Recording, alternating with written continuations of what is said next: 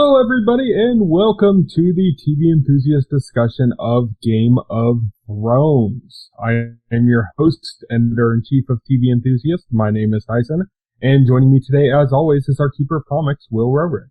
Hello. So today we're going to be going over the season finale of Season 6 of Game of Thrones, titled The Winds of Winter. So lots of stuff to go over. Let's kick it off. We normally kind of try to create a path that we're going through geographically, but I figure this time we're going to be moving around a little bit. But we'll try to kind of still keep the similar vibe. We're going to still tackle it city by city.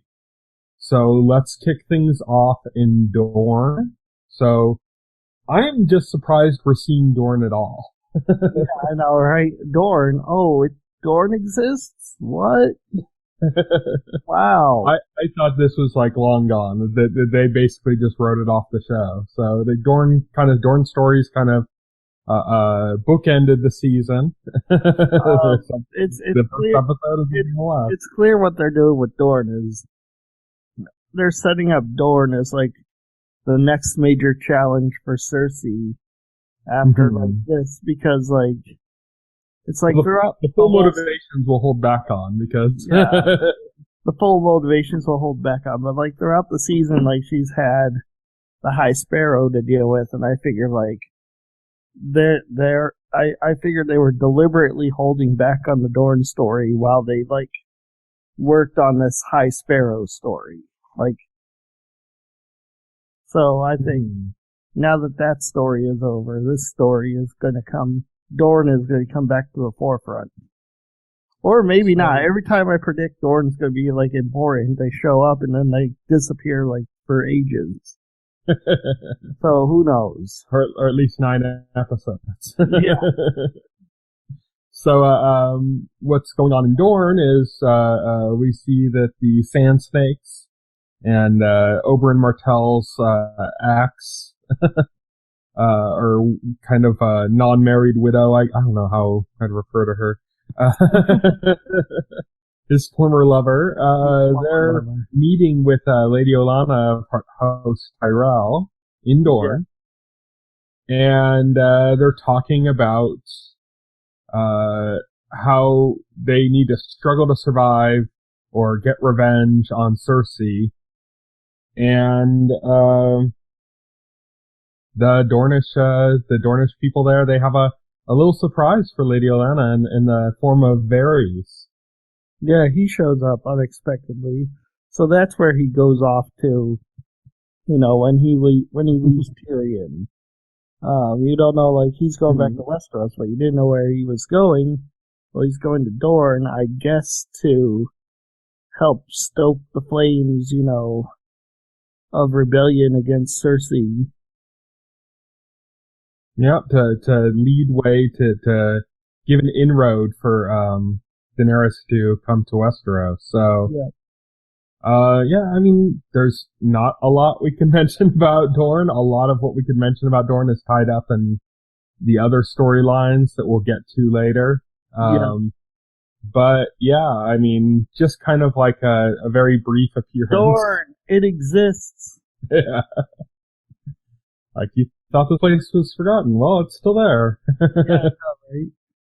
So, let's move on. The next location we're going to go to is a new location. It's somewhere we haven't been yet. Old Town. So, this was, Sam and Gilly's, destination where they were looking to go. And so they finally arrived there. They got there with, the Sam's father's stolen sword. Yep. And they arrived. Beautiful town. It's supposed to very much be like Westeros version of like Alexandria. Oh, okay. Like the great library, and ended up it looked so absurdly large, and instead of Alexandria, it ended up looking kind of like Hogwarts. Yeah, I know, right? I'm going to Hogwarts. So this is, Old Town is where all the Meisters, learn their skills, and it's where Sam is hoping to learn his skills to be the Meister for the Night's Watch. But this is highly irregular. Yeah. That was like the best moment of levity in the series was just that comedic moment with like Sam trying to be all like friendly and him just kind of staring at Sam. He's like, it's highly regular, and he's like, well, you could say life is irregular. Just a no reaction. Just no reaction. Yeah. Very bureaucratic too. Just like the whole like it says in our records that Lord Mormont is the yeah. They're like, well, he died. It's all like, well, we didn't receive a raven from your Meister. Well, he died. Yeah, well, he died. This is highly irregular. Oh, yeah. That exchange. And then like he like sharply sees, like, no women and children! Yeah. Jesus. You know, like he barks it. He doesn't just say, like, he barks it, like, with, like, fire. He's like, no women and children! Like, right away. I was like, holy shit, dude. Yeah, that was funny. And just, Sam just kind of like, oh, it's okay, just stay here. I know, right? Sam. Oh, and then he just ends up just in Sam heaven with the library. Yeah, with the library. So, welcome to Hogwarts School of Witchcraft. All that Westerosi porn. Yeah, it's all just porn, yeah. It's all just erotica. It's all just erotica. It's all like dragon erotica. Turns out that's just one wing of the library, and that's the erotica wing. Yeah, the rest of it is just like a bookshelf. Yeah. So yeah, that's Old Town. That's a new location. We got a very brief moment there. We should be seeing more of Sam's adventures in Old Town. Yep. But not much more to talk about there. So let's start. That's all the levity. That's all the levity you get in this episode. We're gonna keep moving on to more and more. That's it. We're gonna just start moving into more and more important stuff as we go. So let's move now to Marine. Probably the last time we're gonna see Essos, but then again, I thought we were done seeing Dorne and we just saw it again, so. But I still think this is probably the last time we're gonna see Marine on the series. Right. Or any of that continent. Unless we want to cut back to Dario.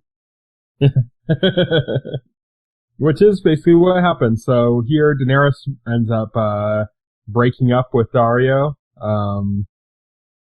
Dario's not too happy about it. He doesn't have like a really bad reaction, he doesn't like go crazy or anything, but he's not happy about it.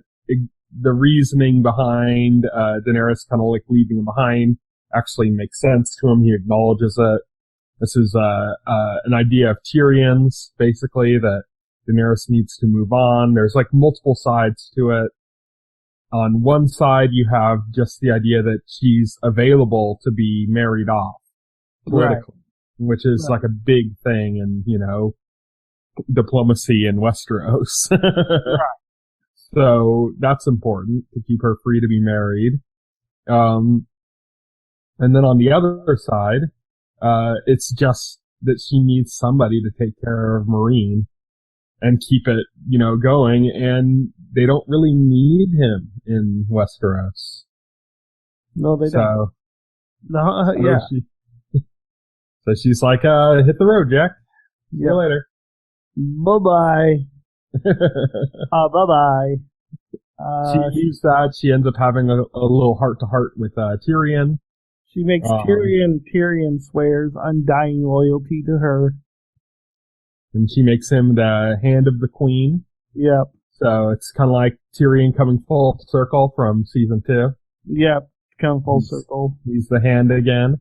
That was like a very meaningful moment for him. He was very touched, and he ended up getting down and bowing to her for it. And, so they take off for Westeros. So we finally got to see them heading off to Westeros.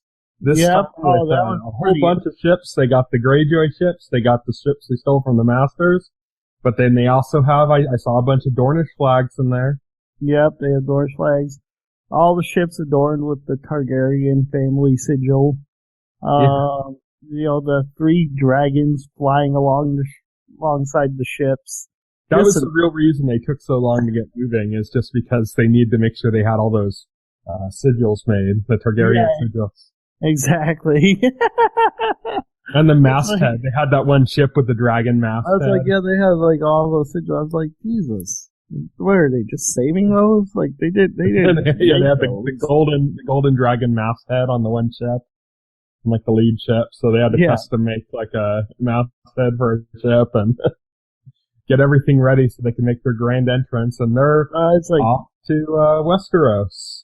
It's like, yes, off to Westeros. Unsullied Dothraki. We got to see the Dothraki also are bringing their horses with them. Yep. Tyrion's there, Varys is there. Yeah, did Varys like fast travel or something? What the hell? Yeah. He was in like freaking Dorne and now he's on the ship. Like, that's pretty Westeros rail goes like over the sea. Yeah, I mean, that's pretty freaking fast. He like went to Westeros. How did that happen? This is a common theme this season where people have been talking about the speed at which characters are moving, it being kind of unrealistic.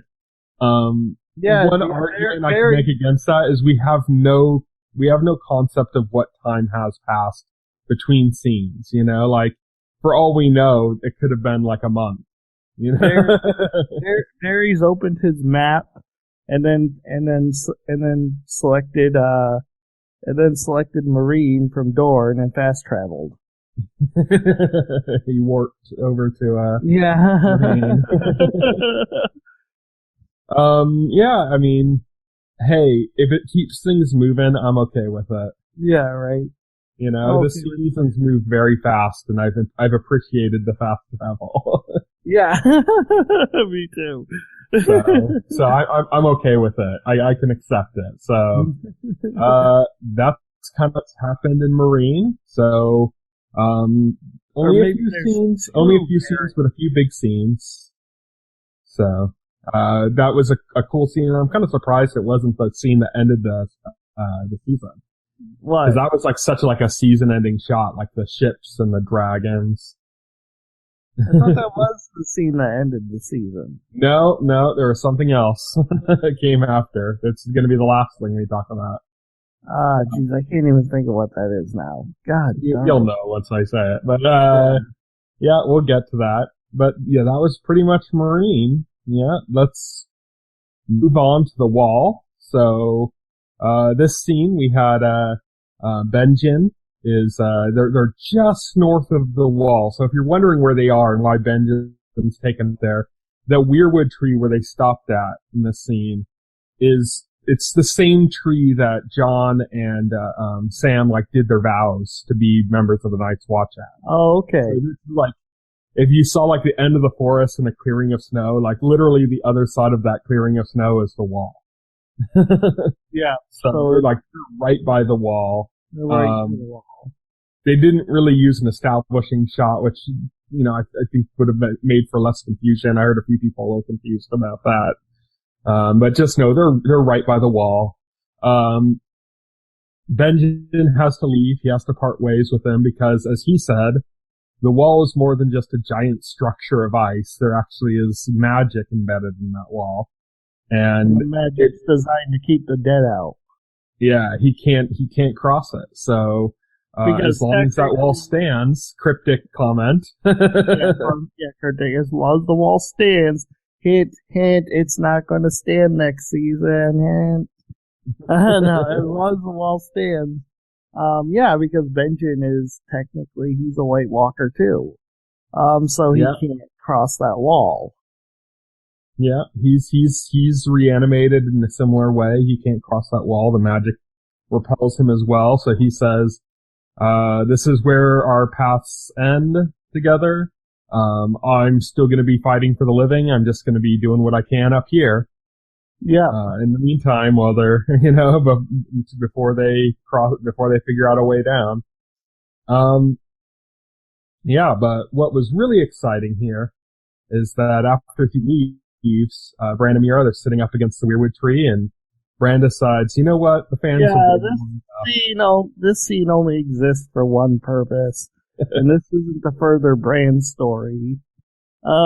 This scene the fans have waited long enough. The fans have waited long enough. Time to confirm some fan theories. So, funny enough, they didn't really confirm any fan theories.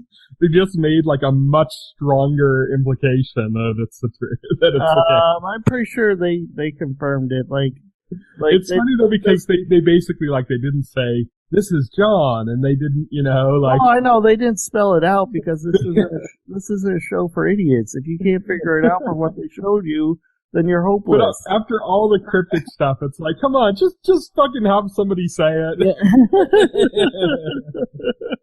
Just have one of the people helping her out go like, I bet they're gonna name him Jon Snow, and he's gonna join the Night's Watch one day. Nope, that was Sansa. Fooled you. So, I mean, they show the baby. They zoom in on the baby's face, and they cut right away to Jon Snow. What do you think the implication? Yeah, what exactly. do you think the implication is? It's like they made the implication crystal clear, and still didn't confirm it somehow. It's like amazing. Anyway, so Bran has this vision. It kind of picks up right where the last one left off with it's likely Ned hearing his voice and looking behind, and no one's there. Yeah. Bran follows him up into the Tower of Joy. You see Bran's aunt, Lyanna Stark. She's in a bed of blood. She had given birth.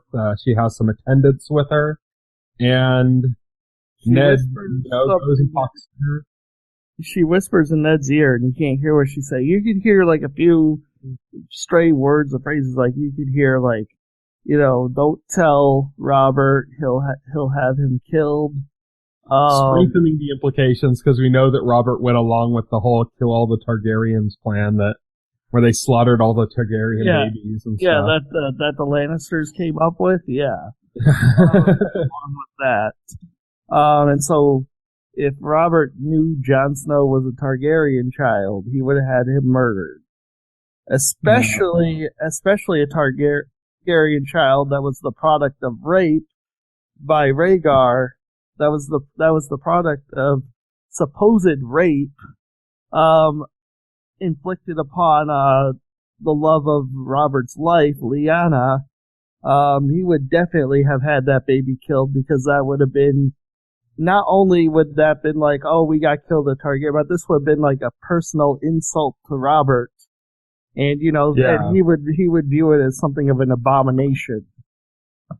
Exactly. So, this is exactly why, Honorable Ned Stark, basically claimed to have a bastard, Yeah, did you, really believe this whole time that Ned Stark, went off to war and, cheated on his wife, the first thing he did? It's like, is that believable? Clearly, he treats, honor above everything else is, what Ned Stark stood for. And so, yeah, he's gonna cheat on his wife and get some random woman pregnant. Sure, that he's totally the type to do that. So, I mean, that's basically what happened there. Is Lyanna made Ned promise not to tell Robert in order to protect the child. All implication is that it's Jon Snow. All implication is that it's Jon Snow. No confirmation. So what Ned did was Ned lied, said it was a bastard he bothered with some random woman. Robert probably, when Robert learned about that, he probably patted Ned Stark on the back and said, hey, well, we all have a few bastards every now and then. I have a few hundred. I have a few hundred. It's like, oh, it's not so bad. Cheating on your wife, I do it all the time. Meanwhile, Ned raised a Targaryen child. Yeah, meanwhile, Ned raised a Targaryen child, yeah. Which brings us to Winterfell, where we can transition by saying, the Targaryen king in the north. Yeah, it's like you can transition because they transition from a baby's face to Jon Snow's face. It's like, if you're not figuring this out, you're hopeless. There's some lyrics in the music. And there's baby Jon Snow.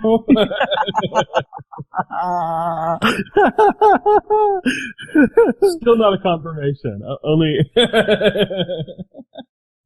So, anyways, but the implication. Now that implied, now the thoroughly implied son of Lyanna Stark and Rhaegar Targaryen, is in Winterfell with Sansa. Let's talk about Sansa a little first here. Littlefinger has a conversation with her at the Weirwood Tree. Littlefinger is creepy as hell. In which he said, "My name is Inspector Chester Campbell. Yeah, I know. And I'd like you to marry me." Pretty much. Yeah, Littlefinger's like, my goal is the Iron Throne, and he wants Sansa as his side. So he wants two things. He wants the Iron Throne, and he wants to get into Sansa's pants. Yeah. He doesn't even need Sansa for that. So, like, this is truly like just this creepy old man obsession with her. Yeah. So he says that every time he does something, he concentrates on what he sees in his future, the thing that he's going towards, and that is him sitting on the Iron Throne, with Sansa at his side. Yeah.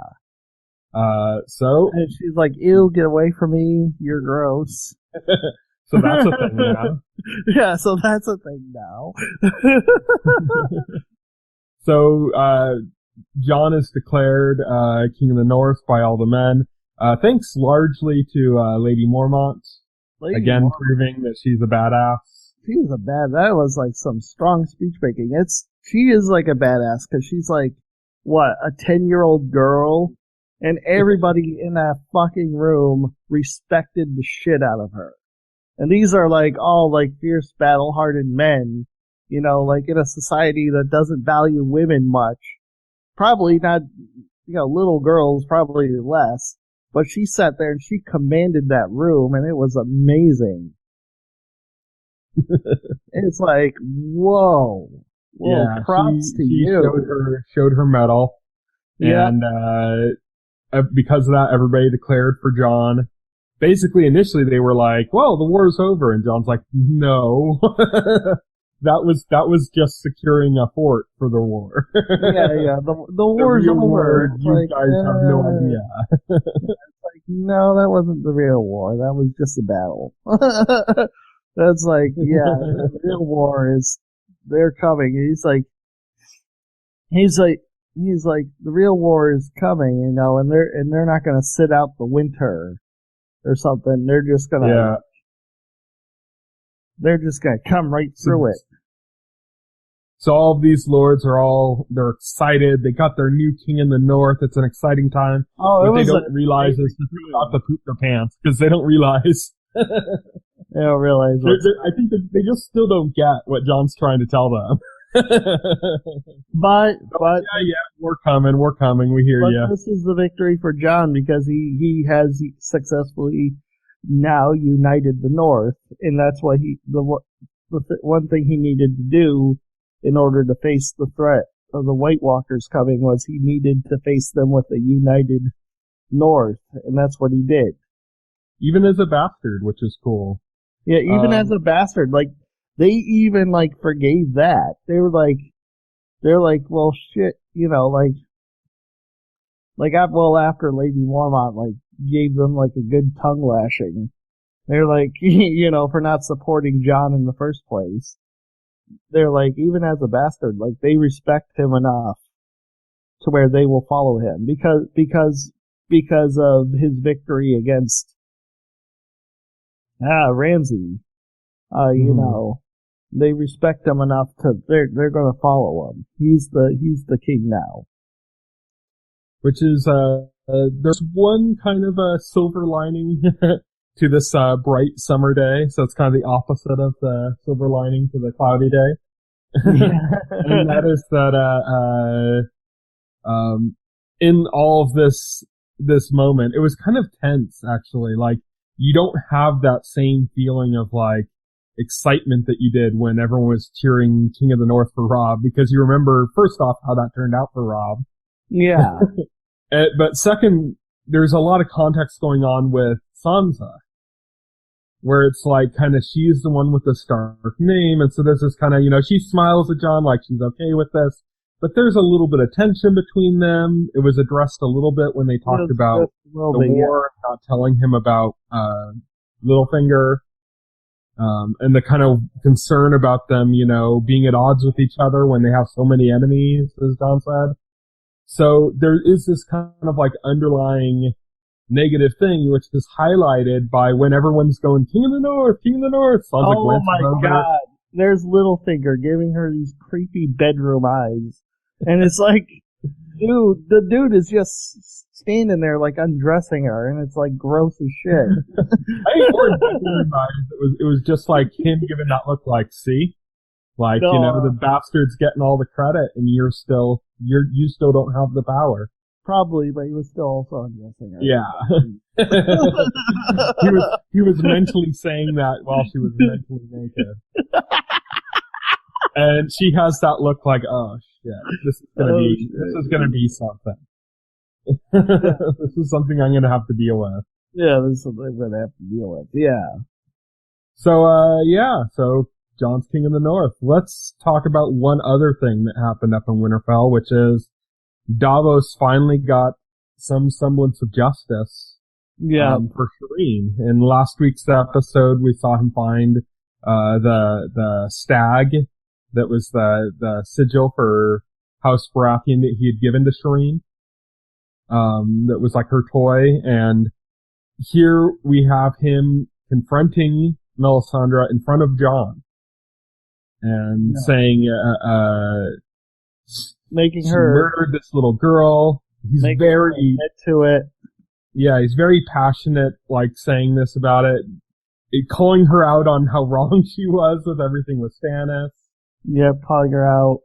How it like was for nothing. Defense was like, oh, but the Lord of Light, and he's like, the Lord of Light commands you to kill a little girl, then the Lord of Light is evil. Why follow like an evil god? Why listen to, why listen to an evil god like that? And then she's like, it wasn't just me, it was her mother and father, and we did it because we realized it was the only way to win the battle. He's like, the only way. Win what battle? You didn't win. You didn't win. Everybody died. Yeah. So, yeah, it's like, so, pretty much. And then, like, he commands Jon Snow to execute her. But Jon Snow... He asked Jon Snow. He asked Jon Snow. He asked for leave to execute her. Yeah, he asked for leave to execute her. But Jon Snow, being a Stark and being wise, he does a more pragmatic thing, which is, like, he compromises. He lets Melisandre keep her life, but he casts her away from Winterfell. And then it's from the north, actually. The entirety of the north. Of the entirety of the north. He tells her to get out of the north and says if she comes back, she'll be executed. Which seems to satisfy Davos. Mm-hmm. Which seems to satisfy Davos. Who says to Melisandre that if she does come back, he'll be the one to execute her himself. Yeah, he'll be the one to execute her himself. So that's kind of what we had happening in Winterfell. Let's move down to the twins. Yeah. So, one of my favorite moments happened here, but before that, let's talk about the first thing that kind of happened in the twins, which was also kind of cool. Jamie's at the twins, Walder Frey's throwing this banquet, celebrating how awesome he is.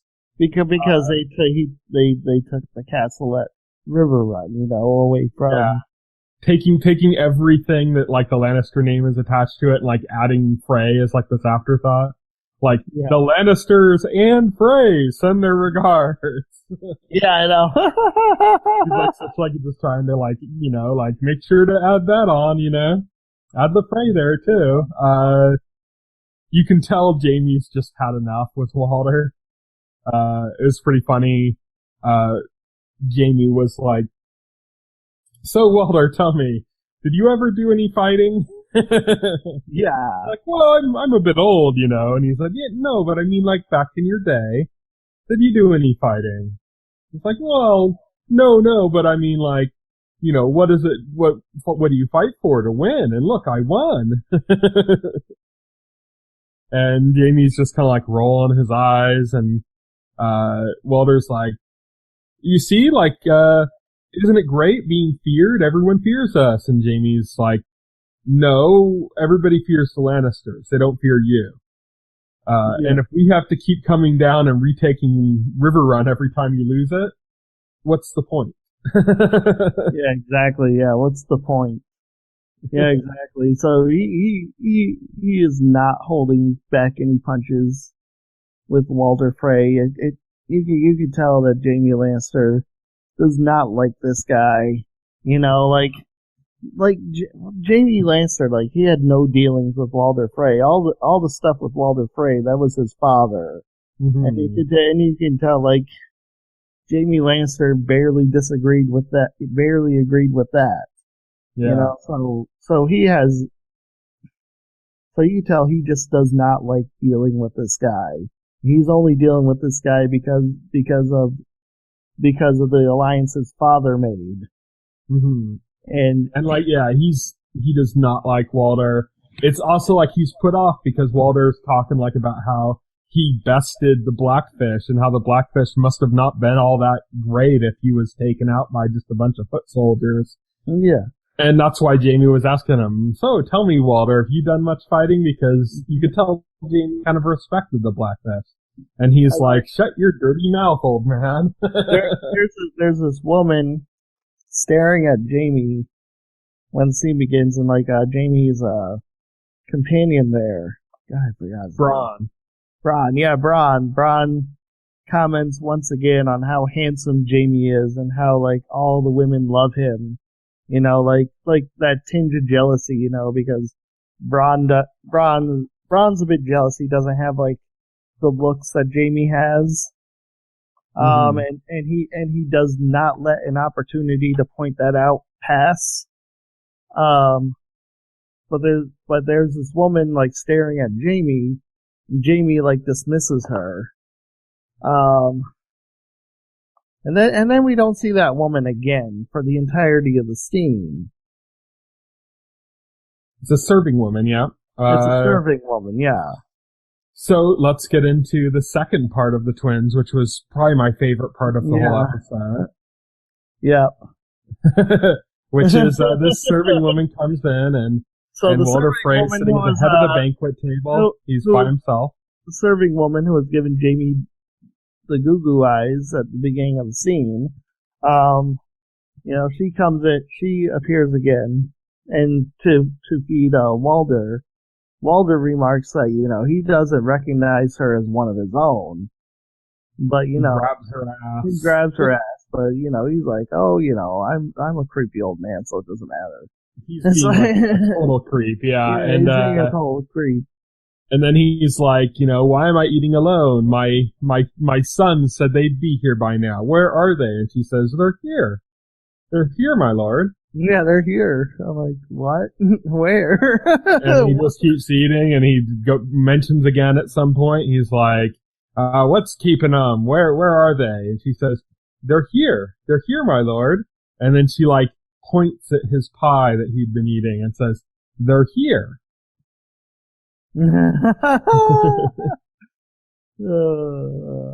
Awesomeness ensues. Walder like peels back the layer on the cake. You see a big toe sticking out of it. Ew, gross. and then she remarks that, you know, it was very difficult cutting them up. Carving them. Carving them, yeah. It was very difficult carving them. And then she reveals herself to be Arya Stark in disguise. Yeah. And she's using a face like the Faceless Man. She's using a face like the Faceless Man. And then she says like I want the last thing you see to be the face of a Stark. and smiling down at you as you die. Smiling down at you as you die, and then she slits his throat. It's like that. That right there, that was a huge release. That was like the revenge for the Red Wedding that you've been waiting for, you know? Yeah. It was great too. Arya just with that kind of like smile on her face as he's dying out, just kind of like, And then in that point, I thought, damn, I thought next episode should be titled, My Little Sister Can't Possibly Be This Psychotic.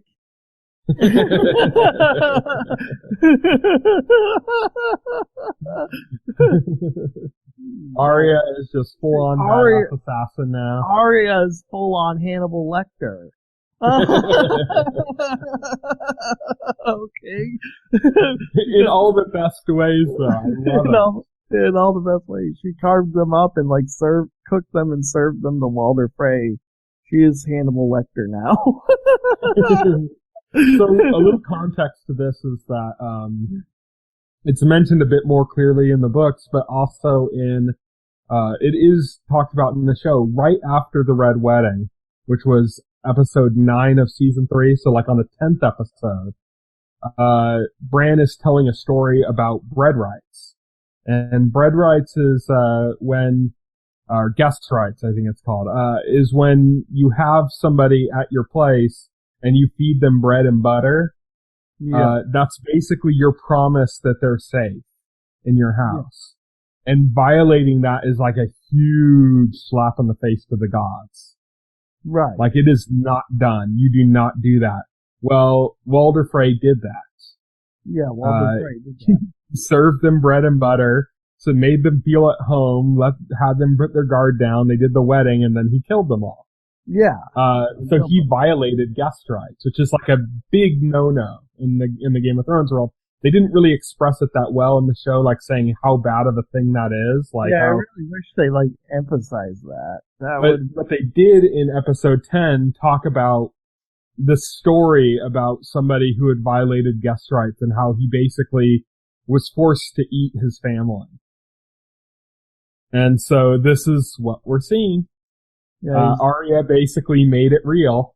Yeah, Arya basically made it real. So like made it like, so she basically invoked the punishment for violating guest rights. Yeah. You know, it was so satisfying to see Arya finally get revenge. Crossing another name off that list. Another name off that list, you know, which she hasn't been able to do too much of, you know, so far. So we're going to talk a little bit about what's going to go on with Arya and stuff, and everybody really, what's going to happen with them next season when we get to pulling threads. But I mean, that pretty much brings the actual events of the twins to an end. Yeah. So that only leaves one place left. And that is the biggest story of the week, King's Landing. King's Landing. So, well, I gotta tell you, they opened the episode with this, and with a bang. Oh, they opened it with a bang. It was like the first 10 minutes were like such a snooze fest. It was like people getting dressed and like this music and everything's like in slow motion. And you're just like, holy crap, I am going to fall asleep. Is this really like the finale? This is I think it's the tension because we knew something was going on. Yeah, you knew something was going on, yeah. We just didn't know what yet for sure. I mean, we talked about it last week. We pretty much we talked about what we thought was going to happen, which kind of is what happened. Which is, Cersei's preparing for the trial, you know, Tommen's preparing for the trial. Everyone's doing that. You know, Grandmaster Pycelle is, fucking a whore before the trial. Yeah. And then she's like, what about my money? And he's like, quiet you. I'm getting ready. I know, right? Goddamn. Which leaves the biggest mystery of the entire series. Who pays her? I don't know. Because, we'll just say right away, one of the first people killed in this episode. Actually, I think the first person killed in this episode was Grandmaster Pycelle himself. He, left the Whore's chambers, was approached by one of, Varys' former little birds who now work for Qyburn. Yep. And he was told he had to go somewhere. He went to some place. We don't really know where it was. I think it was somewhere in the Red Keep. Somewhere underneath the Red Keep. Yeah, and Qyburn's there, and he's like, "Well, I'm really sorry this has to happen. I hope you can forgive me." Yeah. And Pycelle's like, "I don't have time for this rubbish." And he turns around, and a bunch of it goes full birds. on Children of the Corn. Yeah. Children of the Seven Corn. Yeah. Yeah, pretty much. They're lined up there, pull out knives. It's funny, like, right initially, like, as Pycelle's trying to get away, he's basically just slugging the children. He's, like, trying to punch his way out, and then the children just, they overflock him, and they just stab him to death, and he goes out pretty bloody. Spitting up blood all over himself. Yeah, I was like, wow. I was like, poor Grandmaster Pycelle. He was harmless. What the hell? But that wasn't the only death that happened. Because, before we get to that, let's say, back in the Sept, where the trial's going on, they before the trial for Cersei, they're doing the trial for Loras. Yeah, and Loras confesses and everything, and he pleads for mercy. Carve a sigil in his head, and he's born again as a Sparrow. He's gonna be like one of the faith militant. He's gonna be one of the faith militant, devoting his life to the faith, giving up his titles and his name and everything. I'm wondering if there's some plan here between him and Marjorie. If this is part of like Marjorie talked after he was had his head cut into. Marjorie talked to the High Sparrow about that specifically, saying, you said he wouldn't be defaced, or I don't know, can't remember the exact wording to use, but that he wouldn't be hurt like this. He wouldn't have his face hurt. And then the High Sparrow says, the agreement stands. He can leave as soon as the Cersei's trial is over. So the implication is that even though he gave up everything, the High Sparrow is like, it's pretty much just for show. Go back to doing whatever you were gonna do. But here's a parting gift. Yeah, here's a parting gift. So, while that's happening, some of the faith militant go outside of the Sept, including Lancel Lannister. And they notice one of the birds, one of Qyburn's birds, running down the stairs, and he's kind of like, oh, something's up. And so he starts following him, ends up going into like the sewer system or whatever the underground area is. And he's looking for the kid. He's telling the kid to come out. And he gets surprised and gets stabbed. And he gets surprised and gets stabbed. Well, first of all, we know something's off. Because Cersei doesn't show up for a trial, and neither does King Tommen. You see Tommen getting ready, and just as Tommen's about to leave, the mountain shows up and stops him and essentially keeps him in his room the entire time. He won't let him leave. And Cersei, you see Cersei, she has no intention of leaving, Marjorie starts getting suspicious. The High Sparrow kind of waves it off, he's like, well, if she doesn't show up for a trial, well, she's still going to be punished. She'll still be punished. The gods' justice happens no matter. And Marjorie's like, would you shut up about the gods? She kind of cracks her cover, cracks a little bit, and she's like, this is not, you need to think about it, logically here. Cersei is not here, and she knows the consequences of not being here, and yet she's not here anyways. And that means, ergo, she doesn't intend to suffer those consequences. And then she's like, we all need to get out of here. And she tells everybody in the set, we need to get out of here. And she grabs Lancel, her brother, and they're trying to get out, and some of the Faith Militant are just kind of like, no, it's the Faith, not over yet. The Faith Militant won't let anybody leave. They're keeping Marjorie in there, and then the one Faith Militant, the one guy there, is like, I think Cersei's cousin. He was the one, that got stabbed. Yeah, he's got stabbed. He's in the underground area. He's in the underground area, and he discovers what is happening. Of course, he's stabbed, and so he's in no position to tell anybody. He's dragging himself because he can't move his lower body. He can't move his lower body, so like he discovers what's going on, but he is not in any position to get the word out. He sees a big puddle of wildfire leading to a bunch of casks of wildfire, and there's a candle in the wildfire. Then he notices that's not the only one. There's like a few of these.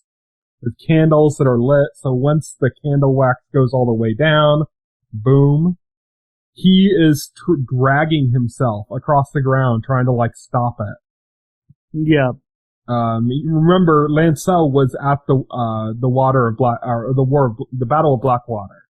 Yeah. Where, they used wildfire. So he is not ignorant to wildfire. He knows what wildfire is. Yeah, he knows what wildfire is. Yeah. He sees it and he's like, oh fuck. He's desperately trying to he's like dragging himself across the floor, trying to get there to try to stop it. Of course that's not going to happen, because that wouldn't be exciting. No, that wouldn't be exciting. So he doesn't stop it, and boom, somebody set up us the bomb.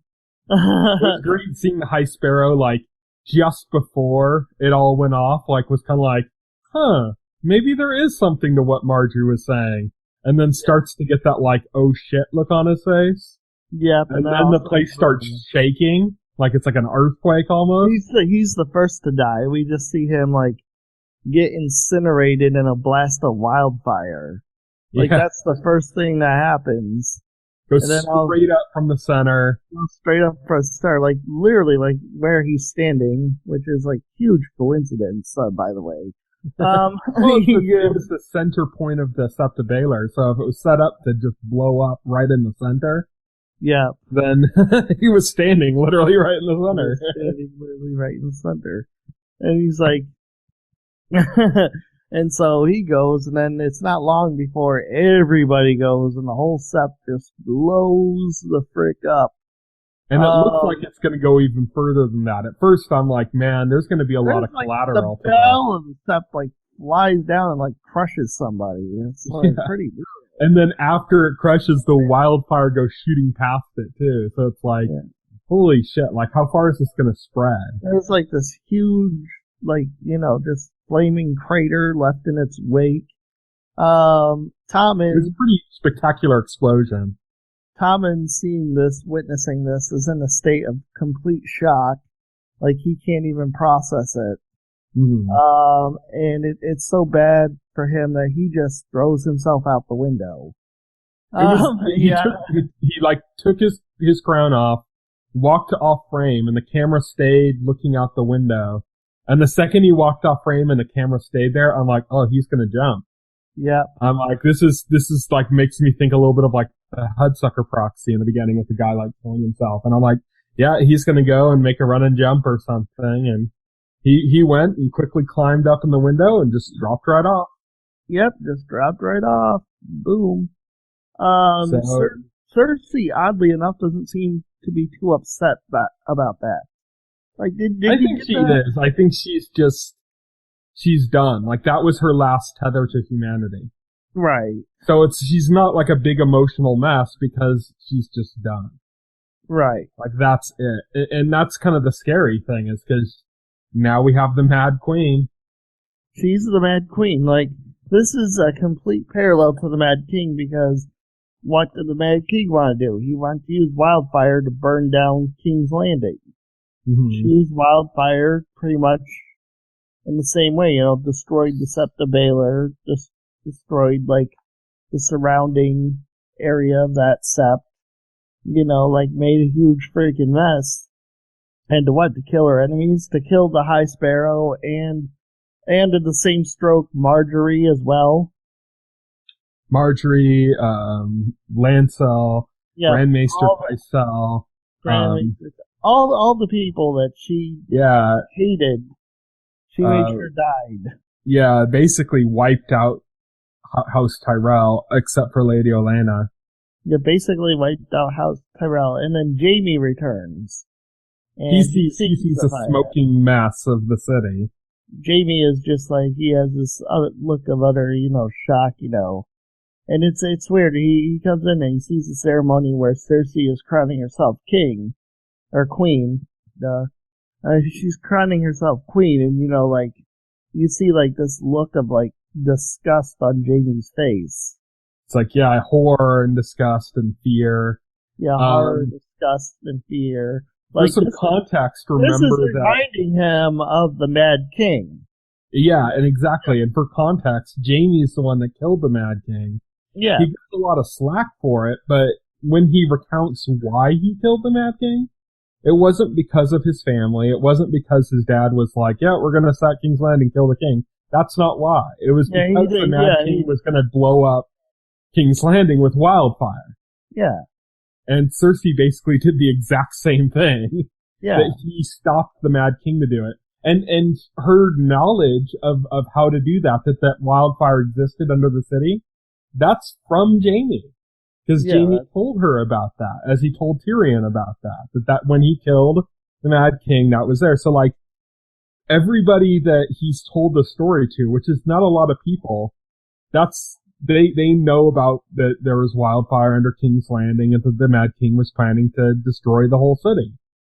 And here, his sister goes and does the same thing. It leads to the death of their son, their last child. Yep. So all their children are gone, and now she's crowned queen, and she is just without emotion anymore. Her tether to humanity is gone. Yeah, her tether to humanity is gone. So she is now and truly the Mad Queen. Mm-hmm. So yeah, this is a pretty shocking kind of ending. That's the end of the episode. So we're going to get more into what's going on with, what we think is going to happen next season and where things are leading, right now with, pulling threads. So first off, let's talk about, the war against winter, the war against the White Walkers. So we mentioned before, Jon's now the king of the north. He has the northern houses aligned behind them. But they made it very clear that the people in the north, outside of the people from the Night's Watch and the wildlings that were with Jon in Hardhome, nobody seems to really get that this White Walker thing is real. No, nobody seems to understand. He keeps saying it's desperate, and they go, yes, okay, fine, we'll make you our king. And he's like, that's not what I'm telling you. I'm not saying this to have you make me king. I'm saying this because it's true. Right, exactly. People just still are not listening.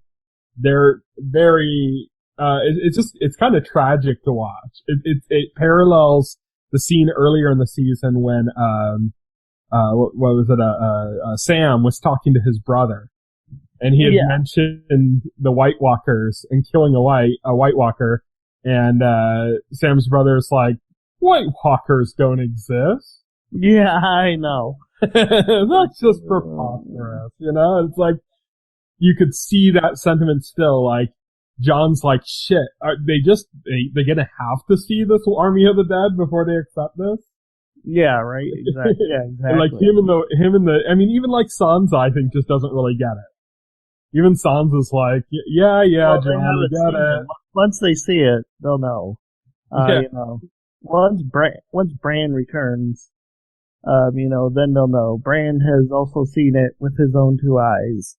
Bran's gonna have to do some fancy magic trick to make him believe, I think. Yeah, fine, I'll show you some war games, jeez. Yeah, I know, right? If you see me do some magic, then will you believe me? Will you believe me, please? So this is coming up, the war in the north. We're gonna have to see what happens with the Starks. Let's talk about the possible Stark reunion here. Well, we know Bran is just outside of the wall, which we know the wall is very close to Winterfell. Yeah. And that's probably where he's headed back to. We know Arya's close because she was just... She was at the Twins, which is, yeah. Just at the Twins, which is also very close. So, yeah, we're headed towards the Stark reunion, it looks like. And finally... We could be, but I don't know. Maybe Arya is just going to head further down south. Because, I mean, is her value as a Stark, or is her value as a badass assassin? Yeah. She might be too focused on revenge to want to go and get a reunion going, you know? I can totally see her being like, yeah, it's all, now I'm off to King's Landing to take out Cersei. Yeah, there's still people to kill. So, it'd be kind of awesome if she's the one that ends up taking out the mountain once and for all. Oh yeah, that would be tiny girl and then taking out the mountain. That would be awesome. That would be badass. We got Daenerys is coming. Her arrival in Westeros is going to be magnificent. It's going to be grand.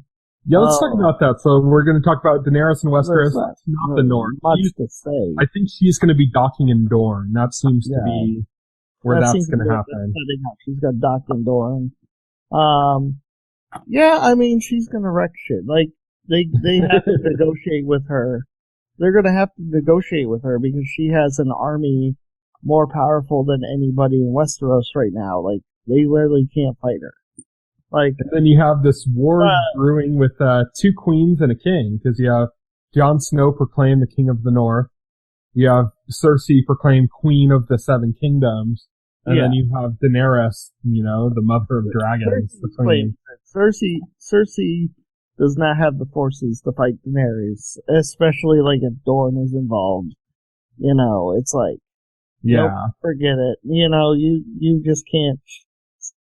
Daenerys has a pretty badass army at this point, where she could just steamroll everybody in Westeros if she wanted to. Pretty much. Barring some trickery. Remember, Daenerys also isn't used to all the politics.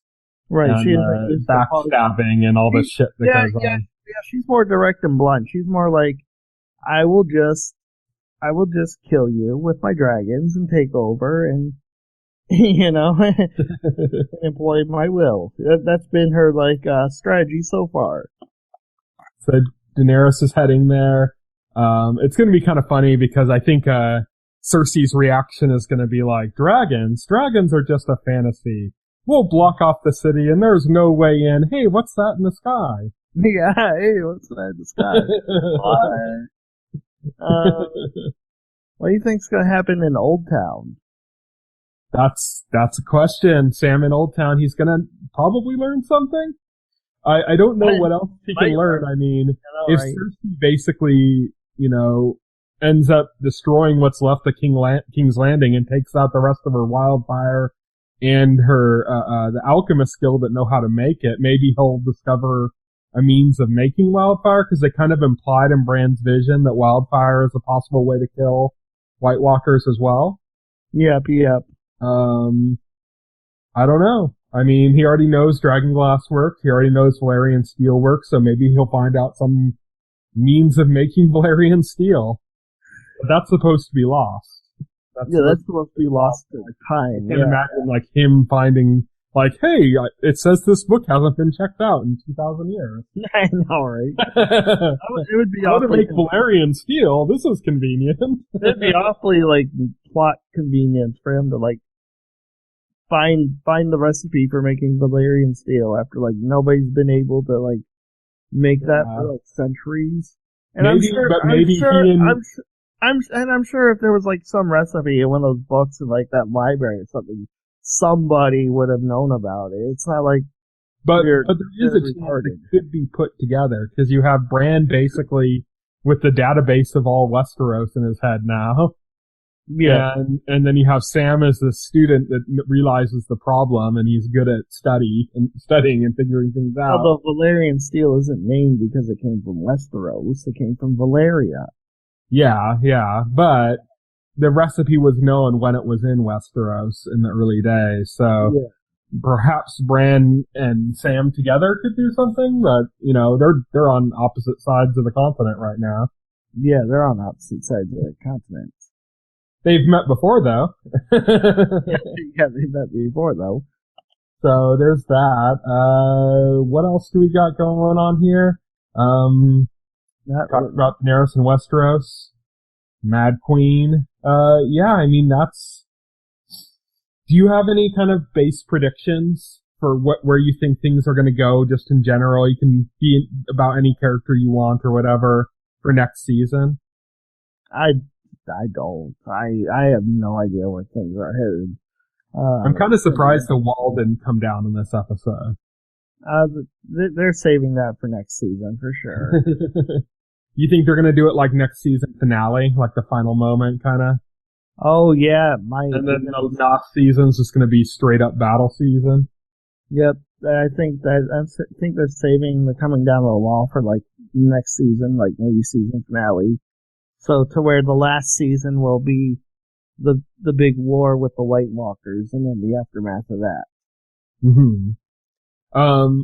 There's a chance that maybe Bran will be responsible for the White Walkers making it south. Damn it, Bran! Of course he would be, because he was smart. Yeah, because he's marked. And we saw his mark undid the protections that the Weirdwood tree had up north. Instead of King of the Hill, like Hank Hill, like, damn it, Bobby! It's gonna be, damn it, Bran!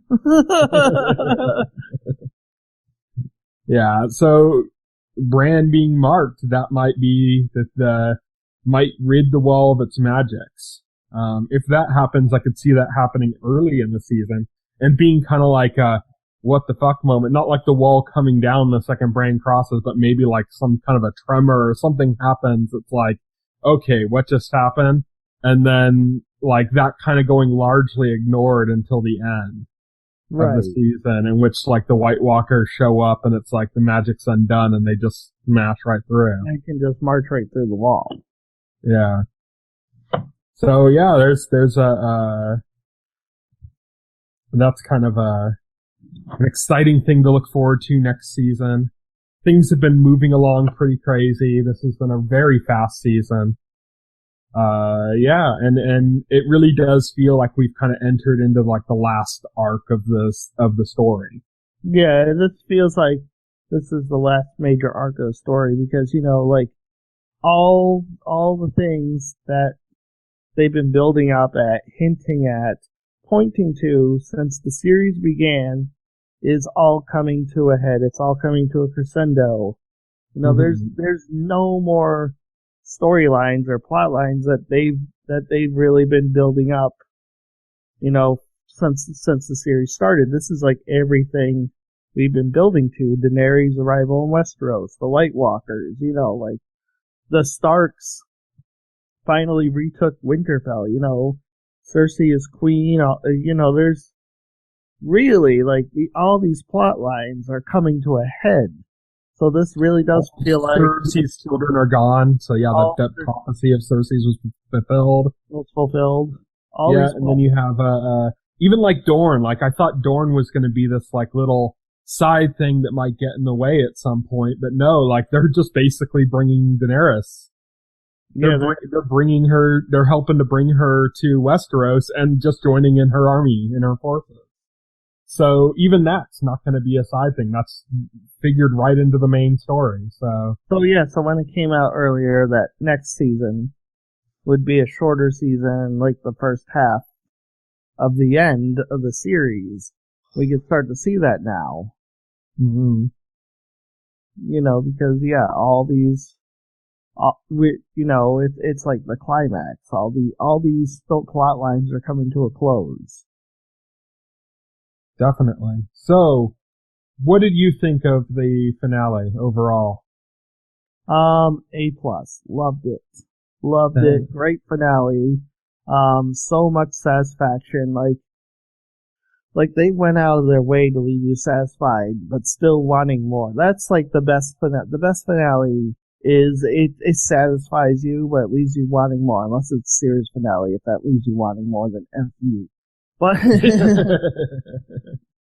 yeah, definitely. It's the kind that like it leaves some questions for you to kind of chew on while you wait for the next season to start, but like you feel like you got like a solid conclusion to other questions. You know, you got some other answers, or you got some other bits of closure. You know, definitely seeing Arya get some revenge for the Red Wedding. It happened all the way back in season 3 was awesome. You know, Arya just being back in Winterfell after being away for 2 seasons was awesome. Bran coming back south, so it's like we said, there's like the Stark reunion that's right on the edge of happening. Right. All the remaining Starks. I mean, there's so many like pieces that have just come back. Daenerys coming back. It's like, yeah, it's so satisfying just to know that all of these pieces are coming back into play in the same field, right on Westeros. And, as satisfying as it is, it doesn't feel like, now I can stop watching. It's like, no, there's all this setup for what's going to be coming. I need next season to happen tomorrow. Yeah. It's going to be a hard wait, definitely. It's like a full year? No, what? This is going to be a harder wait than last season. Last season kind of didn't end as strong as I would have liked. It was still good, but didn't end as strong as I would have liked. This season ended in a way where it's like, I just want to see more. Last season kind of ended with Jon Snow, bloody corpse lying in snow. And it's like, oh, they killed Jon Snow? What the fuck? Oh well. And it's like, and you're not waiting for with bated breath to see what happens with that, you know? It's like, so this is different. This is a much better finale than last season. Definitely. Very, very different season than last season too. Last season was very kind of slow and meandered a lot. This season was just straight up balls to the wall from beginning to end, you know? Right. There's just constantly stuff happening, constant progression. So, yeah, I'm very happy about this episode. I'm very happy about the season. There are a few little things to nitpick here and there that I've had issues with through the season. I mentioned some of those like last week when I talked about some of the issues I had in the battles. And then also, you know, with Arya earlier on, in her last episode in Bravos and stuff, with some issues I had with those last 2 episodes with her before. But yeah, overall, I loved it. Yeah. Yeah, that's it for the show. So thank you everybody for watching. We're not going to be back next week because, well, Game of Thrones is over. Next week. Yeah, exactly. So we'll be back next year, next April, when Game of Thrones returns. And in about, like 9 months or so, we'll be back to talk about some more Game of Thrones. So look forward to that. In the meantime, check out our podcast. We've been heavily covering Penny Dreadful, or not Penny Dreadful, I'm sorry. I'm mixing these two up. Peaky Blinders. Peaky Blinders, which is it's basically, we've been covering it like similar to Penny Dreadful. They both take place in like London and England in the past. Yeah, they're both British period pieces. Yeah. But they both have similar color palettes, and yeah. But we've been going over Penny Dreadful for the longest time. We've just been going like, it was all but in name, it was a show club, because we've done show club before Twin Peaks. Last week we finally said, who are we kidding? This is a show club. Let's just call it what it is. Join in on the, Peaky Blinders show club. We're going to be watching, season 2, episode 2 for this week's discussion. We watch 1 episode a week, so it's pretty easy to catch up because there've only been 7 episodes so far. So you can binge and catch up with us if you want and watch along with us, and as we discuss each episode one at a time, and, contribute some questions, be part of the conversation. You can get in touch with us at, contact at TVEnthusiast.com or the weekly set at TVEnthusiast.com. You can check our Twitter handle. You can see right here, there, right there. There's my Twitter. You can see it. Will, show them where your Twitter is. It's I can't aim this thing. Oh yeah, right there. Yeah. Right there, with my giant finger is pointing to. So tweet us, you can post a comment in the YouTube video, on the main article on the site. Any way you can reach us is cool. Just get in contact and we'll talk about TV, because that's what we do at TV Enthusiast. So thank you everybody for watching. Bye. Bye.